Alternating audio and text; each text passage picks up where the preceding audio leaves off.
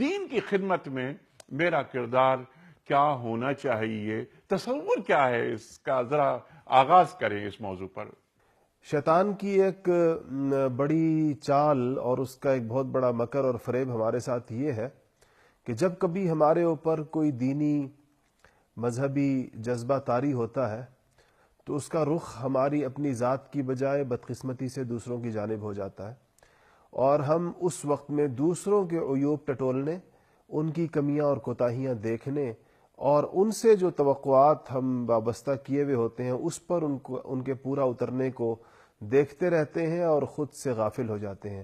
جس کو علامہ اقبال نے کہا ہے کہ سارے جہاں سے باخبر اپنے جہاں سے بے خبر، کہ اپنے آپ سے انسان جو ہے وہ بے خبر ہوتا ہے، باقی سارے جہاں کی گویا اس کو خبریں ہیں اور اس کے بارے میں اس کی توقعات یا اس کی امیدیں ہیں۔ اسلام کا مزاج جو پورے قرآن پاک میں جا بجا موجود ہے تو وہاں ابتدا اپنے نفس سے ہے، اپنے آپ سے ہے۔ یا ایھا الذین آمنوا قوا انفسکم واہلیکم نارا، تو ادھر سب سے پہلے قو یعنی بچاؤ اپنے آپ کو، اپنے آپ سے بات شروع کرنے کا کہا گیا ہے، کہ وہ جہاں غور و فکر کی دعوت بھی دی گئی ہے وہاں یہ کہا گیا ہے کہ وفی انفسکم افلا تبصرون، تو کیا تم اپنے اندر نہیں غور کرتے، اپنے اوپر، اپنی ذات میں، اپنے نفس میں، اپنے جہان میں۔ تو یہ پورے قرآن کی دعوت کی جو ابتدا ہے یعنی فرد سے شروع ہو کر یہ معاشرے کی طرف جاتی ہے، فرد انفرادیت سے شروع ہو کر یہ اجتماعیت کی طرف جاتی ہے۔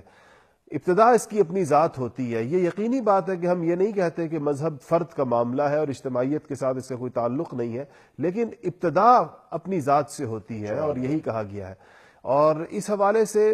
اگر ہماری سوچ کا یہ محور